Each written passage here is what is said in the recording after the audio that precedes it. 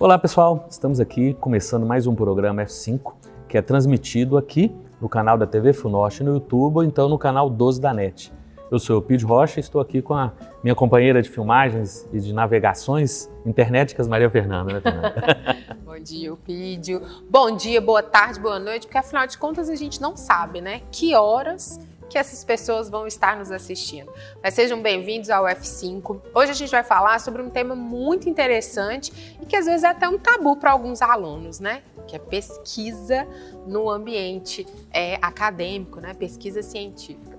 E para falar um pouquinho sobre isso, a gente está hoje aqui no estúdio com uma das editoras da revista Bionorte, que é a Janine Tatiani, e ela vai falar um pouquinho sobre esse assunto para a gente. Seja bem-vinda. Obrigada, Maria Fernanda. Obrigada, Eupídio. É um prazer falar de pesquisa.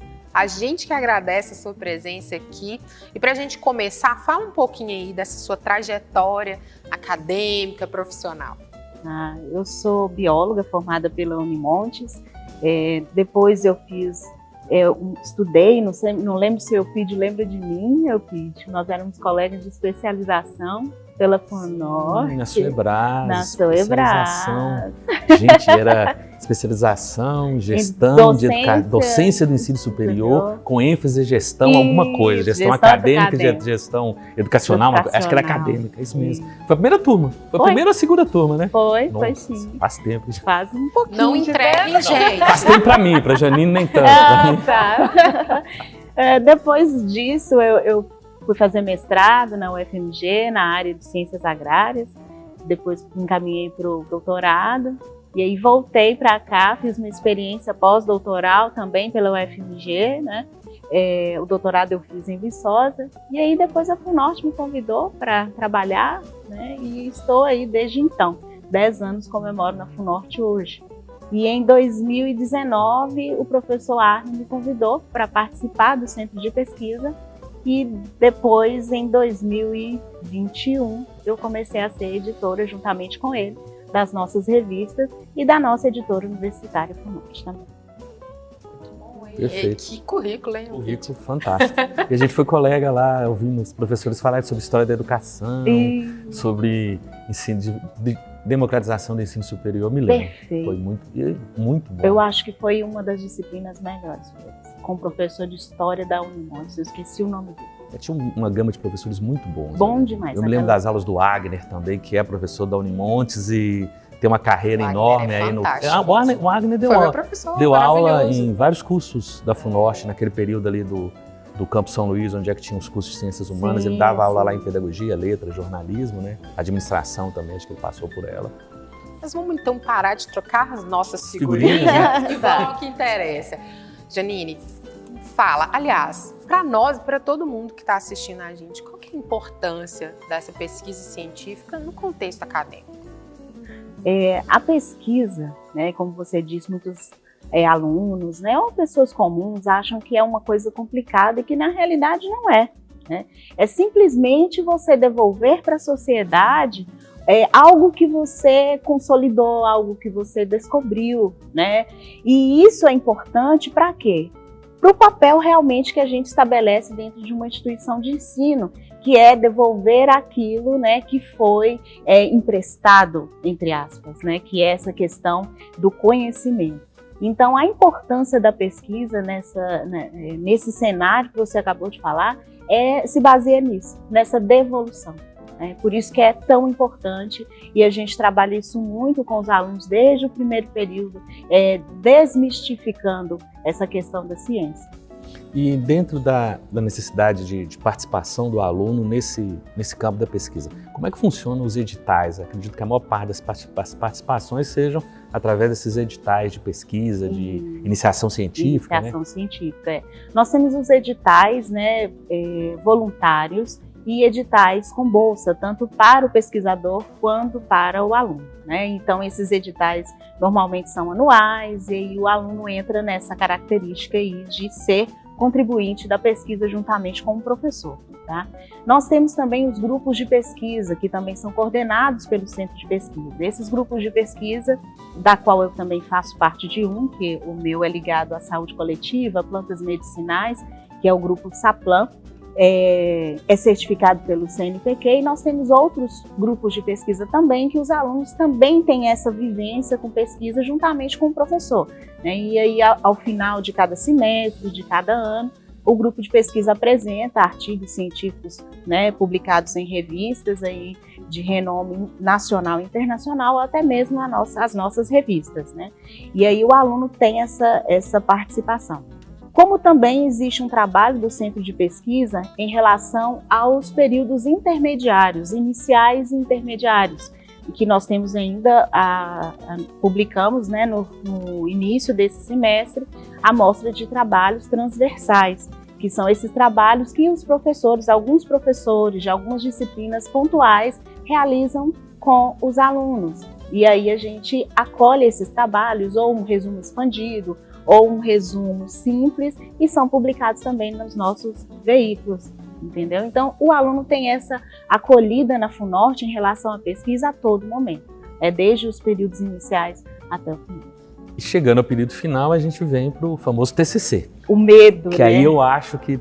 Aí você tem duas coisas, é o final do curso, da graduação, de certa forma é a chancela, né, de que a pessoa realmente concluiu com mérito esse curso, e demanda pesquisa, que eu acho que aí é que está um momento em que, de repente, muitos alunos que estão muito mais preocupados com algumas questões profissionais ou com algumas questões mais teóricas, começam a pensar na necessidade de fazer uma pesquisa. Como é que funciona essa relação do centro de pesquisa com o TCC, que isso...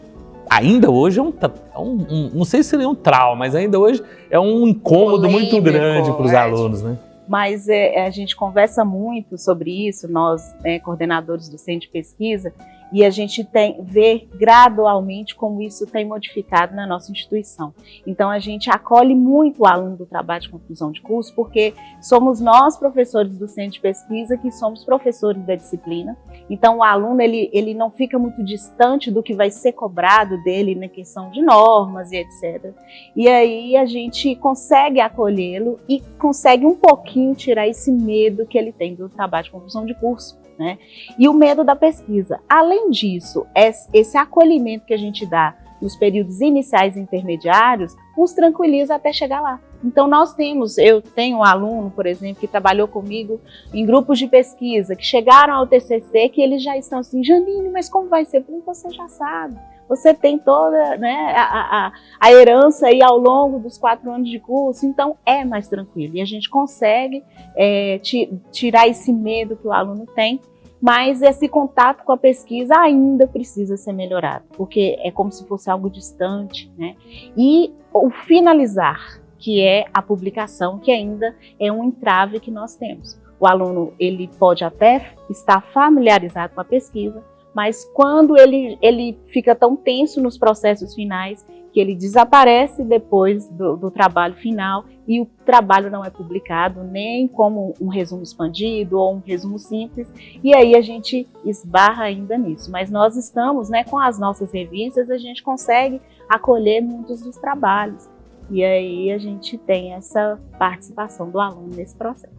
Ainda falando sobre o TCC, você falando desse acolhimento, vocês têm algumas técnicas específicas para ajudar? Porque eu entendo, assim, como professora também, né, de ver os alunos, muitas vezes eles ficam assim, ai, professora, mas parece que eu fiz tudo certo em 4 anos, 5 anos, mas uma coisa pode dar tudo errado e aí eu vou ter que ficar mais, e eu vou ter que ficar mais. Então, assim, eu acho que na cabeça de muitos deles, a sensação é de que se aquilo ali não der certo, os outros 4 anos não vão ter valido nada, né? Ainda existe isso, né? Uma das coisas que eu falo em sala de aula, a primeira coisa que eu digo é cumpra os prazos. Não deixe nada para a última hora. E tem dado certo, né? Porque eu falo assim, todo prazo que é cumprido, né, no tempo determinado, e aí você não vai ficar ansioso, que é o que mais hoje a geração que a gente está aí tem essa ansiedade, né? E eles falam, não é, Janine, você tem razão, né? Quando isso acontece, né? Os prazos. E outra coisa é não deixar os problemas ficarem para a última hora. Fala, aconteceu alguma coisa, algum problema com a dupla, algum problema com o orientador, leve o assunto o mais rápido possível para quem é o seu responsável do seu campus e etc. Então, isso tem ajudado muito a gente diminuir todo esse estresse do trabalho de conclusão de curso. Aluno é um bicho engraçado, né? Eu falo que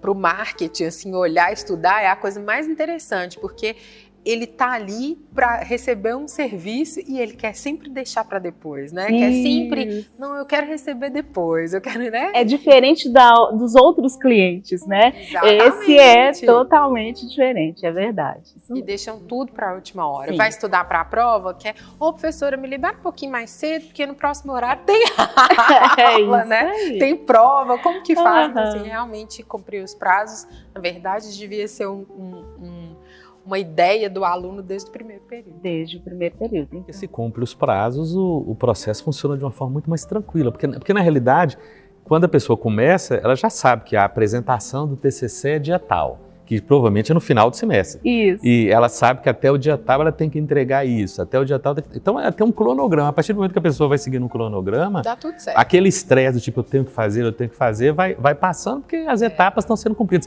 que é o grande objetivo do TCC, né, Janine? Cumprir essas etapas da melhor forma possível. Da melhor forma possível. E a gente acolhe também, assim, a importância que nós temos, né, do centro de pesquisa estar presente em todos os campos, né? Temos um coordenador responsável, temos os professores da disciplina, então o aluno tem esse acolhimento a todo momento. Então isso aí também, né, essa questão de deixar claro desde o início o tempo que ele tem e o prazo que ele tem que cumprir, isso aí é essencial. Não é um bicho de sete cabeças. Não, de forma nenhuma. E aí, voltando para a questão da pesquisa, como que é a preparação do aluno para isso? Você fala no TCC? Para pesquisa, não, como um todo, né? Você falou de ter esse trabalho lá nos períodos iniciais, né? Nos intermediários. Como que é feita essa preparação toda? A gente conta, né, com os professores pontuais de cada tipo de curso, né? Então a gente identifica dentro do curso quais são os professores que têm alguma afinidade, de preferência os professores que estejam ligados à orientação do trabalho de conclusão de curso, né, que tem já essa vivência, e eles vão escolher, né, temas ou conteúdos das disciplinas que eles poderão aplicar de alguma forma esse processo de pesquisa para o aluno entender, né, a escrita científica, entender como conduzir determinado tipo de experimento quando não tem, por exemplo, o comitê de ética, que já demanda um tempo maior, né? Mas é essa questão mesmo de ensinar, de pegar no lápis, é isso mesmo que a gente tenta ao longo dos períodos aproximar mais o aluno da nossa instituição em relação à pesquisa. Como se fosse lá no início, né? Pegar assim para ajudar mesmo. É isso mesmo. Além da Bionorte, quais são as revistas científicas da FUNORTE? E eu acredito que elas são separadas por áreas, né? Ciências humanas, ciências exatas, como é que funciona? Nós temos as duas, né? As revistas, a Bionorte e a Humanidades. A Bionorte está ligada à área da saúde, né, saúde coletiva, trabalhos ligados à saúde coletiva. E a Humanidades já é uma publicação da área multidisciplinar, que a gente aceita trabalhos ligados, né, às ciências humanas, trabalhos técnicos também, publicamos trabalhos da engenharia, né, trabalhos das exatas. E nós temos a nossa editora FUNORTE, né, que é a editora universitária FUNORTE, que está ligada aí a trabalhos de todas as áreas, né, culturais, didático-pedagógicos, técnicos, que também acolhe os trabalhos da nossa instituição também. Então a editora, ela trabalha com toda a gama possível, né, desde do trabalho, digamos assim, de um curso mais teórico, igual, por exemplo, letras, pedagogia, que são cursos mais de uma formação onde a teoria tem um peso muito grande, até uma produção mais técnica ligada a uma arquitetura, a uma engenharia. Isso mesmo. E aí as obras que nós recebemos, elas são publicadas inteiramente, apenas uma taxa cobrada, questão de diagramação, e aí a gente acolhe todos esses trabalhos e serão publicados na forma de e-book. Nós temos essa possibilidade também. Que o acesso é maior, inclusive, né? Porque o e-book esparrama-se, né? Mas a gente vai parar um minutinho para o nosso intervalo comercial e a gente volta daqui a pouquinho. Então, você que está assistindo a gente, só um minutinho que a gente já volta. É rapidinho, tempo de ir tomar um cafezinho e voltar. É isso aí.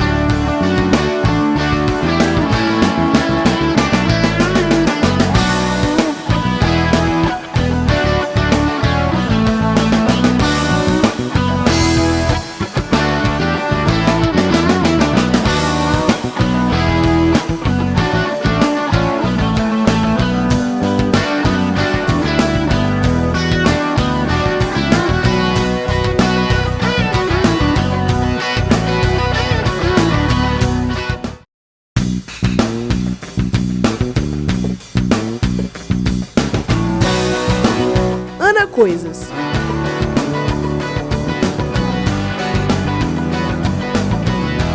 Curiosidades, coisas,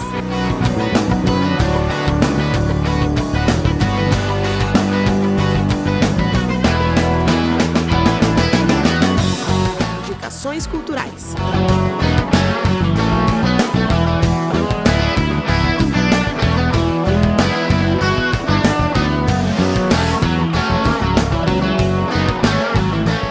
No nosso programa, vou dar dicas de receitas práticas e o melhor, com produtos acessíveis para você que não tem tempo de se alimentar bem.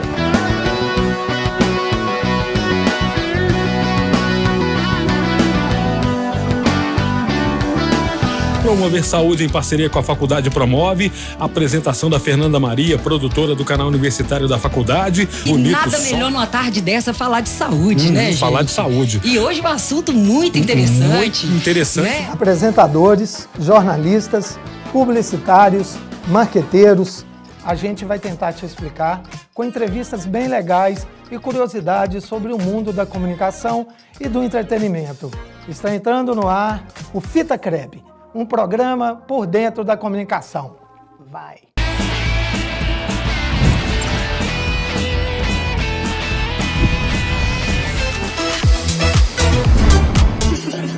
Intensidade dando vida à cidade, protocolando que eles ainda não sabem. Falsidade é mato, pelas ruas eu vejo, em meio ao caos se entregam por dinheiro. Então, a Mel se apresentou, Melissa Oliveira, eu, Jonathan César Neto, mas ela gosta de me chamar de carioca, né? Você também fica muito à vontade. Então, os nossos queridíssimos convidados estão aqui, já apresentaram a primeira música, daqui a pouco tem mais. Você tá no YouTube também, já ativa o sininho aí para você receber todos os programas da nossa grade, que são vários programas, e principalmente Canta Aí também, né? Que vai poder acompanhar todos os nossos que a gente já fez.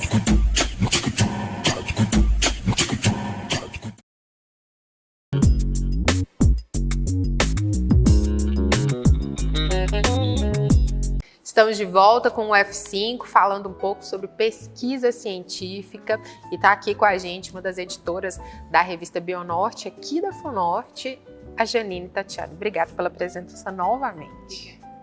Janine, então, falando sobre a revista Bionorte, já que a gente falou um pouco no bloco anterior sobre as revistas científicas da FUNORTE, como é que funciona esse corpo editorial? O que efetivamente é esse corpo editorial?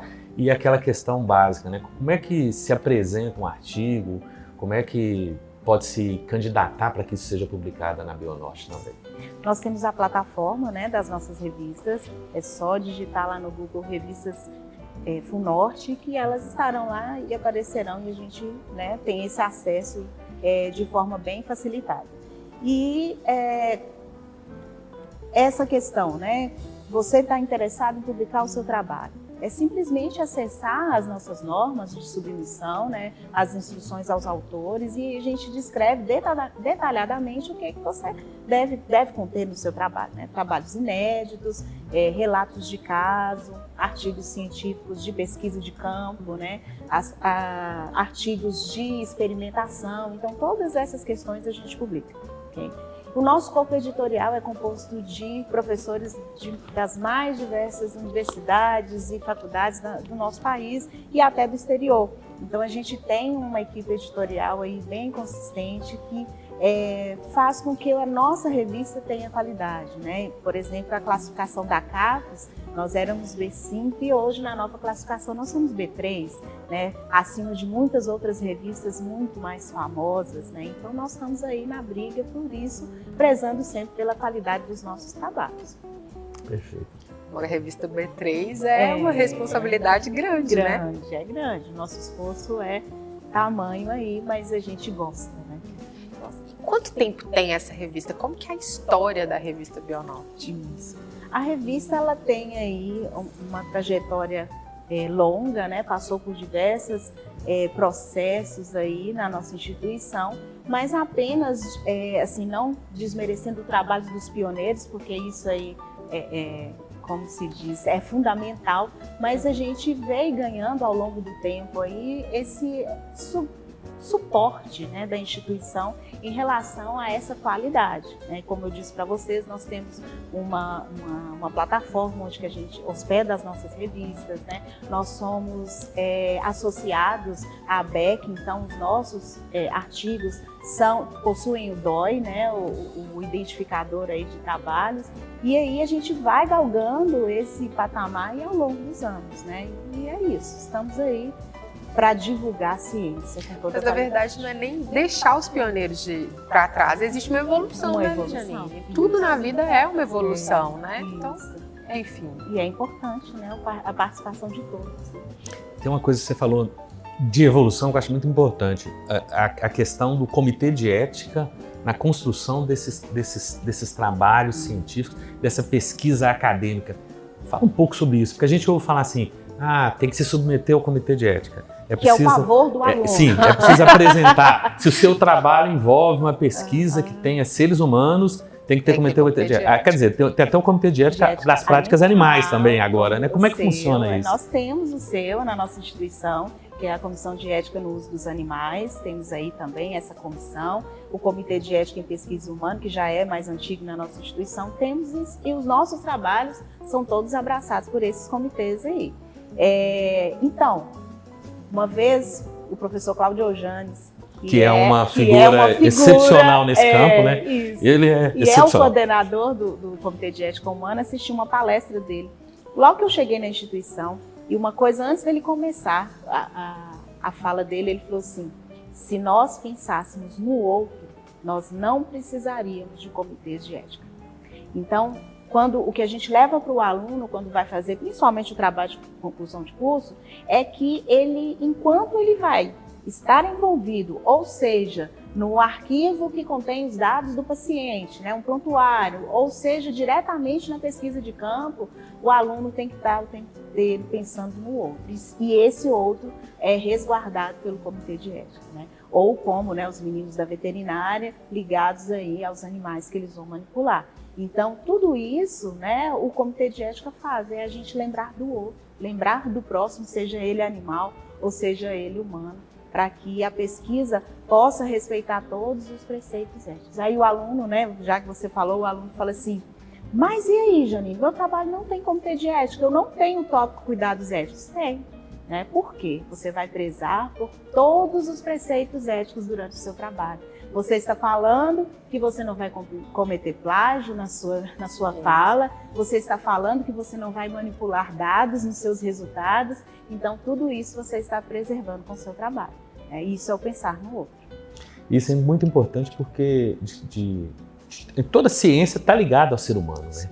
Então, a perspectiva de ética ao lidar com o outro, seja o ser humano ou seja o próprio animal, é extremamente importante porque não tem como se escapulir disso. Não tem como ser jornalista, advogado, professor, arquiteto, engenheiro, todos vão estar lidando com os seres humanos. Então, essa ética no trato com o outro é extremamente importante.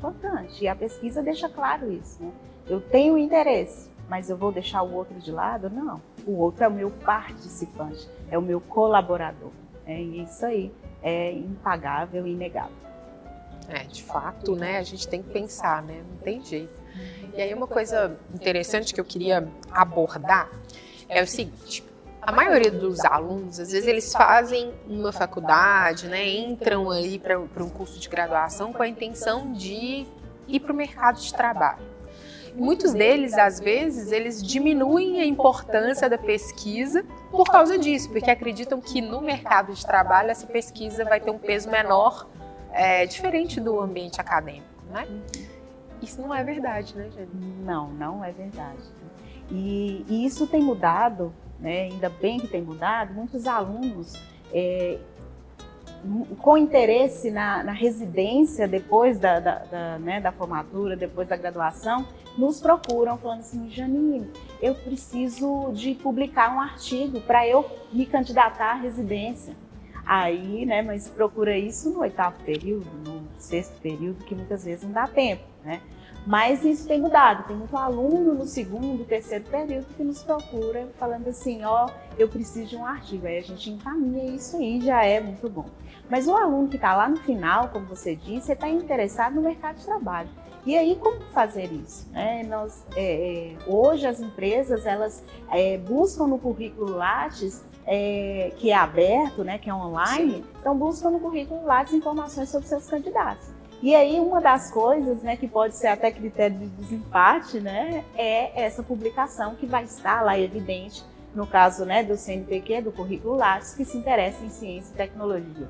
Então, isso aí é importante. Então, o aluno ele tem que ainda perceber que o resultado da pesquisa dele é fundamental para a carreira profissional dele, a empregabilidade, né?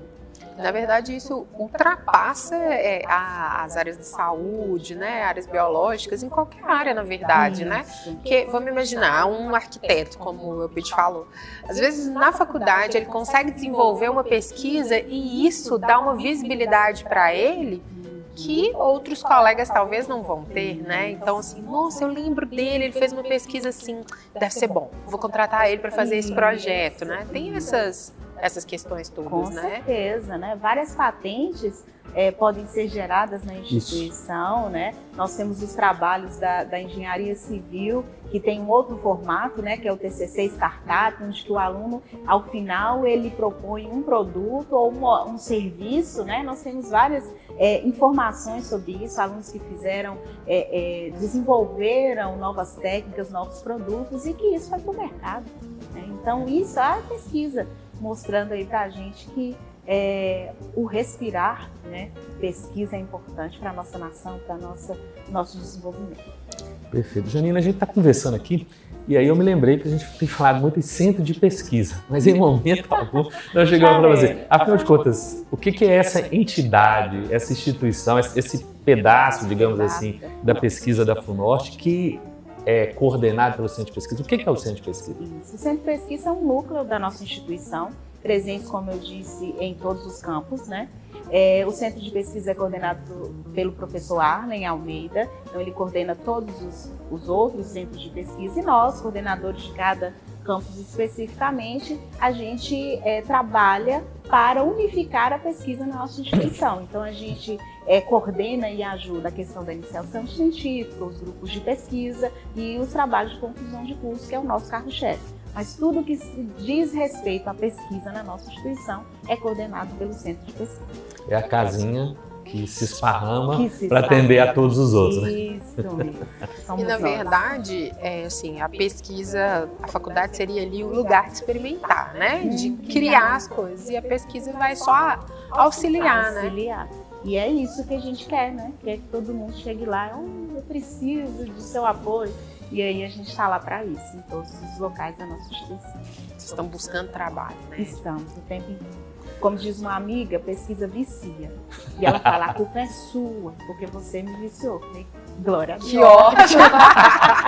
Maravilha. Isso é bom. E a gente tem falado, então, da Bionorte, e não só da Bionorte, das revistas científicas da FUNORTE, né? Quais são os projetos aí, o que está sendo planejado, articulado para o futuro, tanto da Bionorte quanto da humanidade, das revistas ou até mesmo da pesquisa na FUNORTE, né? Só um parênteses, humanidade, gente, é a revista. Humanidade. O futuro da humanidade. A humanidade é o nome da revista, porque é a revista ligada às ciências mais humanas, né? Isso.